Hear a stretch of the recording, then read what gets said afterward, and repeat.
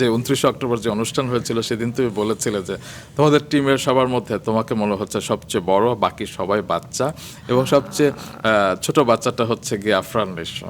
তো শুটিংয়ে কি জানি করে কে জানে, তো শুটিংয়ে কি করেছে সেই ছোট বাচ্চাটি? ও মাই গড, একটা মানুষ যে এত মানে তার সোলটা খুবই পিওর এবং সে খুবই ভালো মানুষ, কিন্তু অনেক ফানি, মানে অনেক ফানি, মানে অনেক ফানি। আমি আবার জোকার বলছি না, এটা প্লিজ অনেকে নেগেটিভলি নেবেন না, but he is too funny. এত সুন্দর করে বুঝায়, এত সুন্দর করে কথা বলে, এবং প্রতিটা কথায় না আসলে শেখা যায়, অনেক কিছু শেখা যায়। এবং he is brilliant in acting.